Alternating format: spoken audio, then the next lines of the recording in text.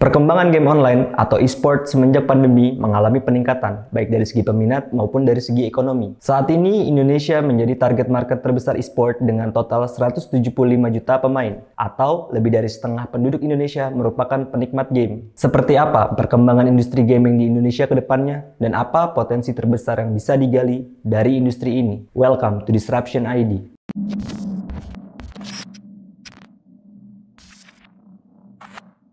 Assalamualaikum warahmatullahi wabarakatuh. Welcome to Disruption ID, Naomi. Cheers. Thanks for having me. Assalamualaikum. Waalaikumsalam.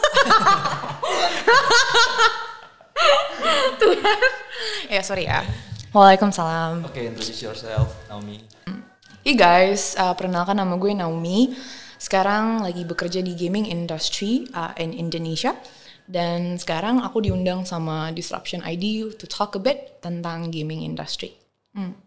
Oke, banyak fenomena kayak orang-orang tuh sekarang suka ngegame di waktu senggangnya, even pekerja dan juga apalagi anak-anak sekolah ya kan, lagi doyan ngegame banget nih. Nah sebenarnya industri gaming di Indonesia nih kayak gimana sih, segede apa, sepotensial apa, boleh dijelasin? Sebelumnya boleh tanya Ilham dulu nggak? Kamu sendiri main game nggak? Main. Main game apa tuh? Main Mobile Legends. Udah yang aktif sih sekarang itu sih. Dan saat lu main Mobile Legends, lu main sama teman-teman lu nggak? Kadang main, kadang sendiri. Seringan sama teman. Nah, di masa pandemi ini semenjak 2020, apakah kamu merasakan ada frekuensi yang meningkat dengan permainan game antara kamu atau your friends? Lumayan meningkat. Ya, so in general, industri gaming Indonesia tuh seperti apa yang barusan kita bahas. Okay. Jadi aku rasa when it comes to gaming ya, sebenarnya worldwide itu adalah sesuatu yang bukan hal spesifik. Banyak anak-anak, pegawai kantor dari semua range lah biasanya ya, mereka memang menghabiskan waktu luang mereka mereka menghabiskan waktu luang mereka dengan bermain game. Nah, di sini yang unik tentang market Indonesia ada beberapa hal. Yang pertama adalah mengapa mungkin di 3 tahun terakhir nih ada peningkatan yang sangat signifikan. Contoh peningkatan tuh kayak gimana sih? Misalnya guys, kalau kalian pernah pergi ke mall, kalian bisa lihat nih ada Mobile Legends, ada Free Fire, collaborations gitu. Atau misalkan kalian ke website apapun, from e-commerce to Google to YouTube, akan selalu ada section gaming. If you guys notice, di YouTube sekarang mereka juga punya section spesifik buat gaming. Di Facebook ada Facebook Gaming. And then banyak juga kayak komunitas-komunitas dan aplikasi yang spesifik ke bagian ini. Jadi memang selama 3 tahun terakhir sampai 5 tahun terakhir tuh ada peningkatan yang sangat besar. Kira-kira Ilham sendiri mau nyoba jawab nggak kenapa tuh? Kenapa? Mungkin apa ya? Lebih bagus kali gameplaynya sekarang, terus banyak game-game yang menawarkan visual lebih bagus, terus ada komunitas-komunitas atau live stream mungkin ya. Kita gimana? Good guess. Tapi sebenarnya jawabannya lebih simpel lagi ya. Sama seperti produk lainnya, kita understand gaming itu sebagai suatu produk. Artinya produk itu untuk bisa bertumbuh dengan sangat cepat diperlukan aksesibilitas. Di Indonesia sendiri, gaming benar-benar blow up saat aksesibilitas itu tuh meningkat. Nah, peningkatannya di bagian apa? Ada 2 main things. Yang pertama, device. Yang kedua, internet. Something simple ya, kayak YouTube guys. 5 tahun yang lalu mungkin kita bisa sebut 1, 2, 3 nama influencer Indonesia yang benar-benar fokus di YouTube. Sekarang, siapa yang nggak tahu YouTube dan siapa yang any kind of influencers yang nggak punya YouTube-nya masing-masing. Same thing with gaming gitu. Jadi kalau dulu orang-orang mungkin Ilham dulu sempat main ke warnet juga ya? Sempat, SMP ya? Oh ya, mungkin teman-teman kita sendiri mulai main game itu di warnet gitu. Kenapa? Karena dibutuhkan PC khusus untuk main game yang berat dan itu nggak bisa ada di setiap rumah masyarakat Indonesia. Lalu kayak setelah PC game masuk console games. Di luar, maybe console is something yang kayak quite accessible, terus bisa mudah dibeli dan didapatkan orang. Sementara kalau di Indonesia itu tergolong kayak hiburan yang mewah gitu gak sih? Kadang Ilham mungkin pernah gitu kayak main ke rumah temen dulu sebelum punya konsol sendiri and something like that, right? Harus minjem ya? Ya. Nah, in Indonesia, the moment that gaming gets really big is when shifted between kayak PC sama console games ke mobile games. And that kind of pattern sebenarnya very very common di hampir semua developing countries. So kalau misalkan mau tanya market gaming industry Indo tuh mirip sama siapa? Easiest comparison would probably di Southeast Asia sama Brazil and Latin America. Di negara-negara yang tadi barusan disebut ya, itu tuh pangsa masarnya very heavily dependent sama mobile games, in which kalau misalkan game itu tidak available di mobile games, maka dia nggak akan dapat cukup traction dan lifespan of the game will not be long gitu. So I'm gonna give you a number, right? Coba, can you guess nih, Ham ya? Kira-kira berapa sih revenue yang dihasilkan dari gaming industry di Indonesia specifically last year? 1 triliun? 1 trillion what? Rupiah? Rupiah. Okay. So 2020 accumulating revenue dari mobile games, platform or PC games sama console score a $1.7 billion industry. Oh. So that's an increase dari 31% dari tahun 2019 yang mungkin memang salah satu faktor terbesarnya gara-gara pandemi yang terjadi ya. Dari segi pengguna juga dia naik sekitar 20-25% dari 79 juta pengguna ke 97 juta di tahun 2020. Angka itu dan pattern ini di-expect oleh Indonesia Gaming Outlook untuk tumbuh dengan CAGR 10% ke 5 tahun ke depan. Itu 97 juta pengguna aktif? Pengguna. Di Indonesia? Paying users, yes. Nah, sedangkan penduduk Indonesia sendiri 225 juta kan. Ya, itu benar-benar masif banget nih. Dan yang agak sedikit beda dari gaming industry dan industri-industri lain adalah it's a very niche community gitu. Orang tuh nggak banyak out loudly ngomong kayak, terutama mungkin seumuran kita kali ya. Kalau kids this day lo keluar kayak akan banyak lihat mereka udah pakai baju Free Fire, baju I don't know, e-sport kayak mereka bener-bener seneng gitu. Kalau kita mungkin nggak ngomong kayak, tapi kalau ditanya lu main gitu. Kayak gue nanya lu nih, kalau dari luar mah lu nggak kelihatan kayak typical gamer gitu. But when we talk, nanti gue akan tahu, oh lu main Dota, lu main Mobile Legends and stuff like that gitu. Nah, jadi dari angka revenue tadi dan pengguna tadi itu 80% datangnya dari Mobile. Betul, dari mobile games. Sementara hanya sekitar 14% lah dari PC dan 6% dari konsol. So it's a really really attractive market considering kayak penetration mobile devices di Indo dan internet penetration is also getting better. So I think this is only the start lah kalau buat di Indo for gaming industry. FYI, Indonesia is the biggest market for gaming industry di Southeast Asia. We're leading by I guess kayak quite ahead 40% di Asia Tenggara itu mostly dari Indo. Ya wajar lah ya karena kita emang orangnya banyak banget nih. Tapi dari segi spending money-nya? No. Gimana tuh maksudnya spending money? Maksudnya dari sekian, itu tuh yang aktif untuk paying user ya? Oke. Tapi dari segi amount-nya? $1.7 billion revenue. Apa nanya maksudnya spesifik satu orang bayar berapa gitu kali ya? Ya mungkin ya. Ini average jadi, gampangannya. Jadi kalau misalkan namanya gaming ya itu kan beda-beda per genre-nya juga. Nah, how games make money itu ada beberapa cara sih. Dan salah satunya pasti kamu sebagai pembeli, kamu udah sebagai pemain game nih, kamu sadar nggak sadar pasti udah pernah melakukan sesuatu yang meningkatkan revenue gaming. Kira-kira bisa nebak gak?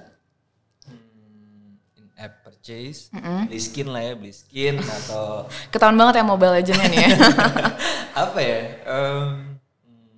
Nggak tahu, mungkin kayak nge-share dia punya event gitu kan meningkatkan, ya mungkin ada pengguna baru atau misalkan orang yang lama main jadi main lagi. Gitu deh. Ada lagi.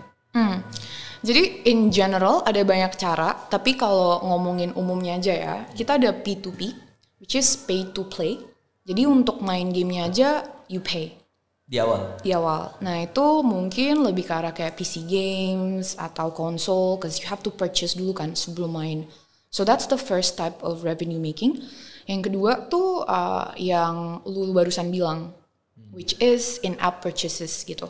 In-app purchases adalah jadi some part dari game itu sendiri bisa dimainkan atau dinikmati secara gratis. Brief kayak special boost atau special visual effect, nah lu harus purchase nih. Jadi in-app purchases is another way. Nah, another thing kayak for usually ya for like casual games or kayak people yang kayak emang main untuk fill the time, gak punya kayak 20 menit main Mobile Legends or misalkan 15 menit main Battle Royale such Free Fire gitu kan. Mereka bisa pakai advertisement. Jadi kalau lu pernah main game free terus kayak kadang suka skip 5 seconds gitu, that's another way for them to make revenue sih. So you partner sama brand yang kayak merasa people yang bakal main game ini tuh significant demographic, mereka bisa put advertisement slot. Tapi kenapa kebanyakan mobile game tuh in-app purchase ya? Maksudnya gue jarang sih nemuin yang bayar di depan gitu. Karena balik lagi ke tipe usernya sih. Saat developer mau bikin game kan, sebenarnya sama aja kayak produk-produk di luar sana. Who will this game be made for gitu. Kalau misalkan buat orang-orang yang punya PC atau punya konsol, punya certain background kan. Misalkan kok able to purchase big nih kayak harga game PS kan lumayan mahal kan ya, kayak maybe 1 million rupiah gitu. Nah dari sisi itu tuh kita bisa lihat gitu, mereka bersedia untuk bayar in advance di depan. For mobile games, dari angle awalnya aja kan untuk widespread accessibility nih. Berarti kemungkinan besar majority able to pay itu sedikit banget. Nah, jadi cara developer ini mikir adalah untuk tap to these people harus gimana dulu nih. Berarti kan kasih something kayak, you try this for free, atau kayak do something like this. Nah, itu sesuatu yang sebenarnya dari market lain juga udah pernah ngelakuin sih. Nah, dari sisi itu, begitu kita hooked with the game, baru nih kayak kalau misalkan you wanna scale up atau kayak mau bayar apa, bisa in-app purchase gitu. Makanya karena mangsa pasarnya besar, it's better kayak ada alternatif gitu, how big the wallet size of each user bakal jadi. Oke. Kedepannya gimana? Maksudnya ya mungkin sekarang bukan ketolong sih, ada pandemi kan nge-boosting banget nih. Ya orang ya banyak silaturahmi virtual lah via game gitu. Gue kadang juga sama kakak gue nggak pernah konkol tapi ngobrol tuh via game gitu. Nah kalau dari beberapa tahun ke depan nih mungkin ada projection gitu nggak sih terkait dengan gaming industry ini? Tadi di awal sempat mention kali ya sedikit, kalau misalkan di next 5 years kita expect gaming industry tuh at 10% CAGR lah. Jadi pertumbuhannya seems quite solid. Dan untuk satu hal yang pasti sih, it's a different time now.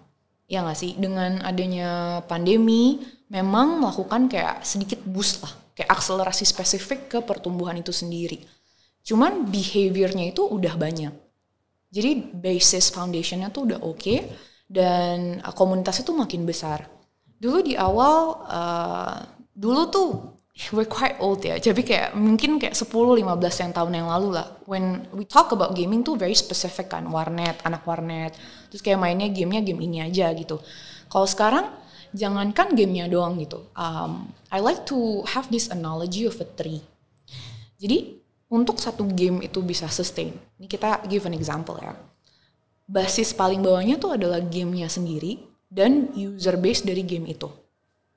Artinya kalau misalkan game itu tidak mampu merangkul komunitas untuk keep playing the game dengan berbagai cara, contoh kayak apakah itu menarik atau kayak selalu ada sequel, atau kalau misalkan kayak itu for example your case lah ya, kayak pakai Mobile Legends gitu, kayak ya orang tuh udah kebiasaan bisa mabar sama teman-temannya, suka push rank bareng gitu segala macem. Dan misalkan fondasinya nggak kuat, game itu biasanya lifespan-nya tuh very short. Nah, untuk dia scale up, itu ada banyak hal sebagai developer maupun publisher yang harus dilakukan. Mulai dari community building, terus marketing, sama all stuff yang kayak bikin ini tuh jadi sustain. Nah, fakta bahwa kita berubah cepet banget nih ya, adalah who would have guessed 5 tahun yang lalu kalau misalkan e-sport final, we're talking about MPL ya, yang terjadi beberapa bulan yang lalu, itu tuh gede banget. Viewership hit 8 million peak concurrent view. PCU tuh adalah kayak highest viewershipnya ada di situ. Terus we're talking about Free Fire World Series 2020 tuh break world record.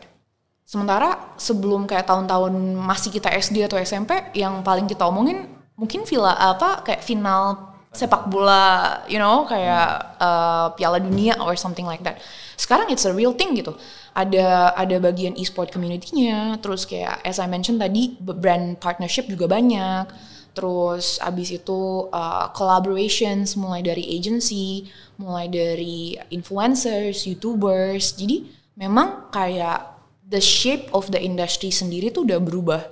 Kayak banyak orang yang bisa cari nafkah di industri ini, mulai dari banyak partner lah gitu, banyak kepentingannya sekarang.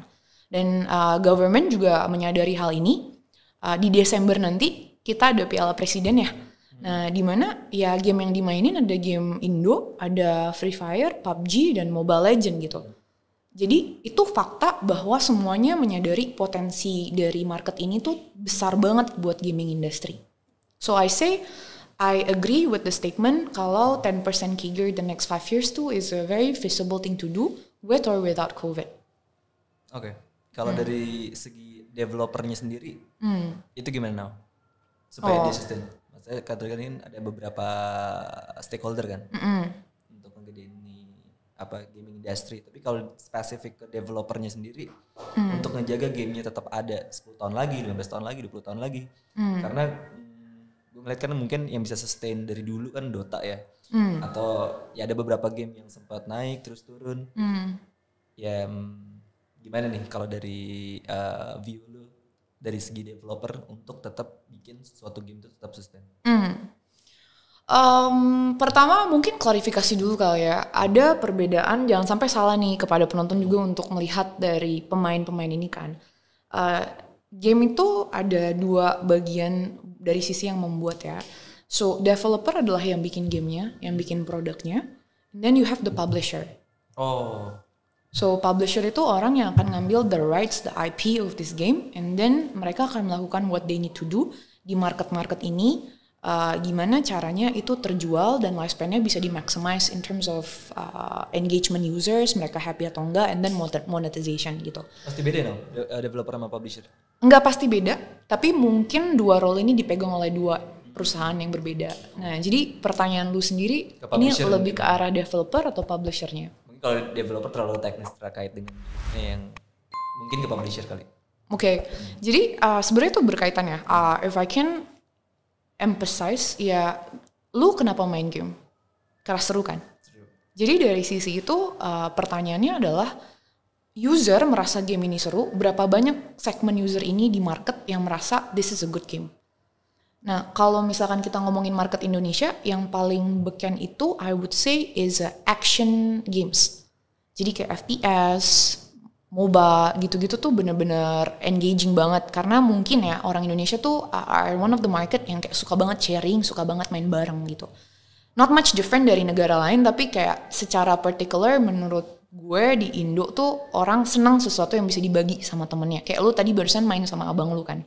Nah, baru nanti ada di level 2, level 3 tuh role play games atau strategi gitu yang sedikit lebih niche lah kayak Genshin Impact, terus kalau misalkan PS like The Witcher and all of the whatnot gitu. Nah, dari sisi ini sendiri, kalau menurut gue sebagai publisher ya, what you need to make sure adalah sisi apa yang developer buat dan impikan dari produk itu sendiri.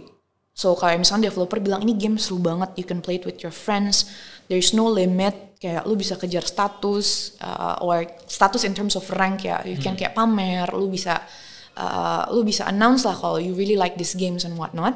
Itu tuh adalah message yang diterima sama usersnya sendiri. Itu tugas publisher. Dalam arti apa yang diimpikan yang buat produk itu bener-bener diterima sepenuhnya sama users. So question is gimana caranya biar message itu ke-translate dengan baik kan? And that's when marketing comes in sih. Nah, marketing di sini tuh ada banyak cara lah. Pertama kan kayak untuk attract user dulu, acquisition, and then you have another type of marketing untuk retention, and then kayak lu juga ada banyak channel nih marketing online ataupun offline kan. So one of the way yang memastikan bahwa lifespan dari game ini tuh panjang, kita balik lagi ke pohon yang tadi gue bilang ya, is the users. How to keep the users there and how to engage them more gitu. Jadi community building is one of the most important thing. Kita biasa tuh assess dulu, ini game was made for whom gitu. Gak semua game tuh tujuannya untuk acquire seluruh gamers di Indo. Karena kan itu pasti juga segmented kan. Kayak kalau misalkan gue tanya lu main kayak I don't know Candy Crush, mungkin lu jawab sempat full time ya, pasti casual ya. Iya ya, jadi mau market mana nih yang ditargetkan, terus tap into them terus kayak bikin community. Jadi bukan cuman message-nya tuh kita publisher ke users atau ke players, but also player to player. That's the beauty of community. Jadi kayak yang market game lu adalah orang yang main game lu. Karena kalau misalkan lu suka sama gamenya, you will tell your friends about it. Right? Terus lu bakal ngerasa ada kayak sense of loyalty lah ke arah game ini.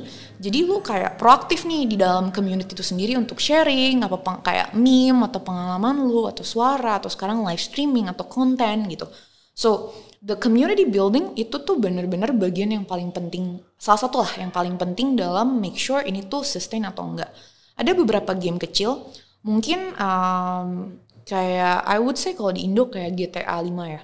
So GTA 5 maybe nggak as popular as dimension di social media maupun di YouTube atau kalau lu lihat gitu tentang permainannya. Tapi sebenarnya komunitasnya tuh solid banget. They really like what they do di dalam komunitas itu dengan gamenya di sisi ini.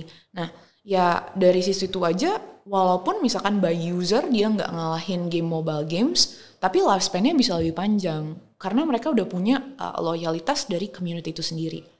Another thing that can exemplify tuh di Brazil ya, sebagai comparison, ada satu game namanya Tibia. Dia bukan komunitas yang besar, tapi dia bisa sustain lifespan of the game longer than expected, simply karena mereka membangun fondasi komunitas yang sangat kuat. Jadi komunitas itu tetap kayak maintain ada kayak percentage yang akan stay aja di situ. Kalau tadi kan sempat disinggung terkait dengan live streaming now, itu se-impactful apa sih? Dan nguntungin gak sih live stream tuh? Gue gak tahu nih. Kenapa tertarik jadi live streamer? Gak bisa ngomong gue. YouTube ini ngomong. Hey. Ya jadi kalau misalkan ngomongin tentang community building, one of them itu pasti engage influencers. Jadi kalau sekarang nih, fun fact ya, misalkan kayak Free Fire influencers itu pergi ke masjid buat sholat Jumat, mereka bakal dikerubungin sama fans mereka. Jadi ini sesuatu yang mungkin fenomena nggak ditangkap sama banyak orang karena nggak terlalu diekspos di Instagram beauty atau kayak yang di lingkaran kita sih. Sebenarnya tapi lingkaran kita tuh kecil banget, Di luar lingkaran kita tuh majority of people tuh sebenarnya interested in other things gitu. Jadi persona seorang influencer Free Fire aja bisa kayak menggerakkan pasar gitu. As in mereka tuh tertarik banget untuk dengar tentang pengalaman influencer ini main game, beli skin, dan teman-temannya. Sampai kehidupan pribadi juga ya? Ya, to some extent bisa lah. Kayak kalau misalkan ngomongin gamer such as kayak Atta Halilintar, atau misalkan kita ngomongin kemarin yang live streamer dapat 1 miliar gitu-gitu ya. Itu tuh kayak buzzing lah ya. Nah, ini bukan sesuatu yang baru. Tapi gue rasa kalau di Indo tuh baru mulai bener-bener tractionnya naik lah semenjak 2 tahun yang lalu. Banyak yang mau coba masuk ke market kita sebelumnya, terkendala mungkin dengan market gamer in general maupun internet atau maupun kayak behavior user Indo yang beda gitu. Tapi let's say kita belajar dari Twitch di US, right? It is like one of the biggest platform sekarang, kayak tractionnya juga tinggi banget. They have different way to monetize their product. Nah dari sisi itu bisa dibilang when the market is matured, I think kayak Indo will have a very big potential. Nah buat di Indonesia sekarang banyak beberapa player ya yang spesifik aplikasinya buat live streaming tuh exit. Tapi behaviornya itu udah lama. Jadi Facebook Live gaming itu pernah nonton nggak? Nggak pernah di YouTube. Ya. Kayak uploader gitu lah. Ya, jadi kalau misalkan Facebook live streamer tuh juga udah lumayan lama sih, dan mereka memang kayak diuntungkan dengan statusnya Facebook udah punya kayak millions of hundreds and like billions of people, right? Sementara YouTube juga punya that sense of keuntungan lah, advantage-nya bener-bener banyak user base yang di sana, jadi kayak lu dapet sepercik aja tuh udah gede gitu, kayak 10k people, 20k gitu, padahal karena memang usernya udah sebanyak itu. Dulu sebelum internet kuota di Indo misalkan udah ada spesifik buat YouTube atau Facebook, YouTube is privilege lah. Lu harus cari wifi dulu nih untuk bisa nonton atau bisa nikmatin gitu. Begitu itu udah accessible, marketnya langsung completely switch. Who's not on YouTube now? You're on YouTube, right? Dan dari sisi itu mimik aja patternnya ke gaming industry gitu. Ada beberapa game yang nggak bisa kejual dengan baik mungkin karena kayak speknya terlalu tinggi dan rata-rata spek Indonesia ada di certain level yang berbeda sama kayak gaming yang populer di luar sana. Tapi kayak I'm sure sih dengan perkembangan industri yang sangat cepat dan kayak market Indo juga growing very very fast in general across all industry, there is a room pie yang kayak masih bisa gede banget untuk dimakan ke depannya. Balik ke pertanyaan lu tadi, influencer sepenting apa dan live streamer in general tuh pentingnya tuh kayak gimana? Mungkin gue bisa kasih comparison ke arah, misalkan gue jualan nih ke lu, main game ini dong. Terus kayak app ada kayak video lah, gue kayak jual. Kemungkinan lo interested in buying atau kayak antara beli in-app purchases nih maupun kayak beli gamenya sendiri, menurut lo sendiri berapa besar? Dikit sih. Ini mungkin similar kayak beauty product atau e-commerce atau misalkan we're talking about fashion ya. Orang tuh suka gitu kayak lihat dulu dong, kayak mau review dulu dong, lihat reviewnya, nonton reviewnya gitu.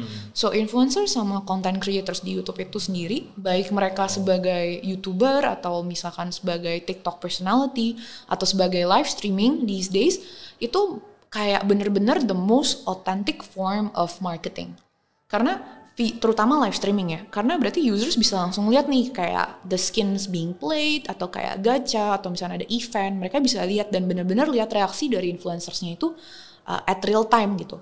Nah menurut gue ini beda sama kayak mungkin 3 tahun lalu pattern everything harus diedit di Instagram. Sekarang mungkin people get bored, right? Which is mungkin bisa terrefleksi dari TikTok sekarang is chasing Instagram banget gitu, kayak growth-nya bener-bener massive. Cause there it's more real gitu. Dan di sisi live streaming ya it's the most realest marketing you would ever get lah. So kalau pertanyaannya penting atau enggak, I would say quite important untuk building the community sih. Kalau teknisnya misalkan si Adnan lah jadi live streamer baru nih. Oh, Adnan tuh yang anak FA itu ya? Iya. Angkatan 2012 kan ya? 12 benar. Nah dia misalkan jadi live streamer baru nih. Dia dapat untungnya dari mana sih dong? Jadi lu sendiri pernah tahu nggak kayak aplikasi yang spesifik live streaming tuh ada apa aja? Gue pernah lihat Nimo TV sih, cuman gue nggak pernah masuk gitu. Jadi gue nggak tahu. Oke. Jadi dalam hal ini ada beberapa metode lah ya. Let's talk about something general. Di Indo ada Buyah Live, itu mereka baru launching Juli 2021. Ya ada yang tadi disebutkan gitu. Terus kalau di Amerika yang paling gede Twitch gitu kan. Bagaimana cara influencer ini menghasilkan uang? Teknisnya sendiri, menurut gue yang paling penting bisa disampaikan di sini adalah semua orang bisa jadi live streamer. Lo juga bisa. Oke, siap. Gue register deh. Ya, sebenarnya live streaming lo bisa mulai dari mana aja kan? Lo bisa mulai dari YouTube, lo bisa mulai dari Facebook, lo bisa mulai di TikTok sekarang, atau di Instagram. Di Instagram agak susah sih. Oke, TikTok, YouTube sama Facebook gitu. Kalau yang bener-bener for general kan. Tapi kan lo akan compete sama live streamer different genre gitu. Nah, kalau lo passionate bener-bener gaming banget dan you go tuh kayak Buyah atau Twitch di Amrik. Nah, di bagian ini sendiri metode pertamanya adalah lu pasti lihat lah fitur apa yang ada di aplikasi itu. Contoh kalau di Buyah tuh lu punya kayak donation coins. Jadi dari users ada way untuk mengapresiasi influencers ini. Kalau mereka suka, mereka bisa langsung purchase lewat Google App, Google Play maupun App Store. Terus mereka bisa langsung kayak ngirim nanti jadi kayak effect of like kayak parachute atau kayak buyah meteor gitu-gitu segala macem. Dan si para influencer ini bisa langsung terima di bank account mereka dari sisi aplikasinya. Itu salah satu yang paling mudah kan. Terus gue juga tahu ada beberapa influencers yang bekerja sama dengan brand.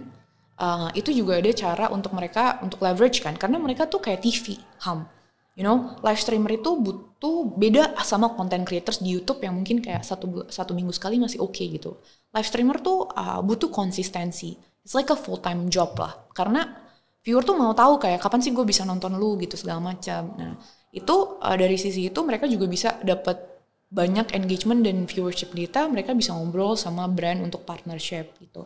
Selain itu sendiri, mungkin ada kerjasama sama platformnya sendiri sih. Jadi kayak kalau misalkan buka di Buya, contoh kita ada namanya streamer program, itu bisa langsung start streaming dan otomatis akan diklasifikasikan nih viewership lu dan lu bisa langsung cash out sendiri tiap akhir bulan.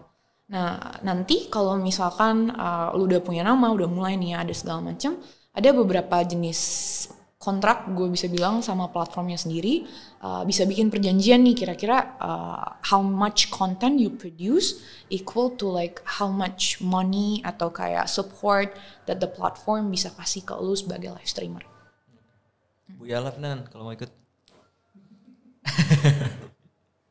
Oke, gue kan udah ibaratnya semenjak 2019 ya, gue udah tuh mulai aktif banget main game gitu. Ya selain gue bekerja lah ya, ntar gue diserang sama bos gue lagi. Nah ini jadi gue semenjak 2019 tuh gue main game, gue ngikutin YouTube orang si influencer ini supaya tahu gimana sih gameplay yang supaya ningkatin skill gue lah. Selain itu gue juga ngeliatin kompetisi e-sport gitu. Sampai gue ngerasa kayak gue kalau punya anak mendingan dia juara satu Mobile Legends nasional daripada dia juara sepak bola gitu. Karena se-pride itu dan sebangga itu kayaknya kalau bisa juara gitu. Nah tadi kan kita bahas live stream dan lain-lain. Nah kalau si kompetisi ini tadi ada sempat disinggung juga ya Piala Presiden. Tapi menurut gue sih ini penting banget ya. Karena kalau misalkan ada jeda kompetisi gitu ya. Itu kadang gue grafiknya tuh turun mainnya. Tapi kalau misalkan ada kompetisi yang lagi main gitu, abis nonton, gue pasti ada ke-trigger untuk ngajakin teman gue main. Apa sebenarnya itu emang strategi dari adanya kompetisi itu atau sebenarnya itu nggak ada impactnya now? Oke, ini mungkin pertanyaan yang sebenarnya jawabannya lu udah tahu sendiri sih. Lu ngikutin olahraga bukan e-sport ya, like sports tuh apa aja Oke, coba basket lah contohnya terus. Oh tuh ya basket lah, misalkan so you watch NBA. Atau misalkan lu suka sepak bola gitu kan. Bayangin kalau misalkan lu tinggal di dunia yang gak ada professional competition di sepak bola maupun basket. Nah dari sisi itu menurut lu kemungkinan lu main bola sama sepak bola terus menerus setinggi itu gak? Ya, lu melihat sesuatu yang lu tonton gitu kan. Kayak orang benar-benar suka nonton Naomi Osaka main tenis. Atau misalkan back then kayak Tiger Woods main golf gitu. Karena dari segi kompetisi itu sendiri, in its pure sense, itu salah satu bagian kayak aktualisasi secinta apa sih orang-orang ini sama game itu sampai they're willing to compete for it gitu. Jadi bukan kayak Olimpiade nasional doang gitu. Bener-bener kayak gue tuh serius, gue bener-bener suka sama game ini kayak. Dan e-sport tuh mempertemukan orang-orang yang punya passion dan yang sangat tinggi untuk main game dan kayak bener-bener menjiwai game itu sendiri untuk bertemu. Jadi menurut gue dari segi e-sport itu sendiri sebagai user lu secara natural akan tahu gitu saat ada professional scene competitionnya nih lu ngerasa ada kayak jiwa raga yang kayak gue pengen main juga dong gitu. Sama kayak orang kalau misalkan Indonesia nonton atau bukan Indonesia, let's say kayak lagi World Cup lagi jalan tiba-tiba everyone loves football. Bahkan kayak gue yang gak suka aja gue bisa nobar bareng gitu. Itu tuh ada semangat yang kayak secara menyeluruh tuh kayak bersinggungan lah ya. Atau kayak saling menguatkan. Dari e-sport sendiri menurut gue itu bener-bener amazing dalam sisi siapa yang nyangka kayak dalam waktu 5 tahun akan ada satu generasi anak-anak yang bisa bilang tujuan dan mimpi hidupnya adalah jadi pemain pro player Free Fire gitu. Kayak 5 tahun lalu kita misalkan masih kuliah, pas gue tanya lu mau jadi apa, jawabannya Apa? Ya. accountant. Tolong jangan lupa sama jurusan sendiri ya. Iya gitu. Kan jadi fotografer nah. Oh ya, kayak gue denger Adnan ya jadi fotografer. Jadi dari sisi itu sendiri sih, kalau dari gue ngerasa itu tuh lu nggak perlu kaget gitu sama pergerakan, dan lu nggak perlu meragukan apakah potensi ini makin tinggi banget. Lu cukup jalan aja di jalan, terus lu tanya sama kids these days gitu, mereka mau jadi apa. Mimpi mereka tuh udah nggak, jarang banget lah ada yang bilang kayak gue mau masuk Big Four, atau misalkan ya ada juga ya adik-adik di rumah ya. Nah, kayaknya enggak deh nak. Kalau masih kecil mungkin dia bilang mau masuk Big Four. Ya mungkin kalau papanya Ilham Fajrul ya. Nah jadi dari sisi itu sendiri tuh lu bisa dengan mudah gitu memastikan hipotesa ini benar atau enggak. Mereka sekarang ada yang mau jadi pro player, ada yang mau jadi influencer, ada yang mau jadi content creators gitu. So a lot of the kids these days are growing up with very different ways dibandingkan kita dulu sih. Dan gua rasa karena gap usia yang sudah makin jelas ini, mungkin kita nggak sadar, tapi the data and the facts are showing kalau memang it's a changing world ya. Kalau nih pertanyaan terakhir Nam, gimana nyimbangin main game dengan sekolah, karir? Oh banyak ya, sekolah, karir, dan main game. Iya, gitu. misalkan gue anak sekolahan nih, gimana caranya tetap bisa catch up dengan sekolah gue? Ini pesan kepada adik-adik di rumah. Iya, bisa adik-adik di rumah nih. Lalu kerja di game nih, jangan sampai lu merusak generasi bangsa juga nih. Iya, kalau dari gue sih sebenarnya konsepnya sama semua yang kita lakukan sih. There's nothing new, dan gue rasa kepanikan yang berlebihan tentang ini tuh juga perlu digali lebih dalam lah. Sebenarnya isunya ada di mana kan ya. Kalau dari sisi gue, secara prinsip semua yang berlebihan itu berbahaya. Bahkan bekerja kebanyakan juga. Iya, makan banyak juga bahaya. Iya kan ya. Jadi memang semuanya harus in moderation. Kalau pertanyaannya gimana caranya, gue rasa salah satu yang bisa gue highlight adalah awareness dulu ya. Jadi kalau nggak tahu kayak gaming ini potensinya gimana, baik secara positif dan negatif saat dilakukan anak-anak, atau misalkan lu sendiri lu nggak sadar nih, ya lu nggak akan tahu itu a problem atau maybe not a problem. Jadi pertama aware dulu kalau misalkan ini just like other activity, lu bisa lakukan, dan lu sebenarnya bisa moderate kan. Kayak di devices sekarang dimanapun udah ada nih kayak time limit, lu bisa set gitu kan. Atau kalau misalkan nanti suatu saat Ilham punya anak yang tadi katanya mau jadi pro player kan ya, bisa di set juga tuh parental guidance gitu kan. Nah masalahnya tuh ada saat orang tua atau generasi kita lah ya, yang sekarang teman-teman kita juga udah banyak yang punya anak gitu, itu cannot keep up gitu with the changing environment. Jadi anak-anaknya lebih pintar dari mereka dari segi teknologi. Itu sih yang disayangkan. Jadi awareness yang nomor 1 ini benar-benar harus menyeluruh. Jadi kayak semua generasi juga tahu ini bukan kayak toxic banget, walaupun kesannya kayak banyak nih di media gitu kan, oh ini atau gimana. Ini lebih ke arah kayak kalian sebagai orang tua maupun kita sebagai pemain sadar nggak sih kayak oh aktivitas ini tuh harus dilakukan in moderation dengan cara begini, dengan kemampuan kita sekian gitu.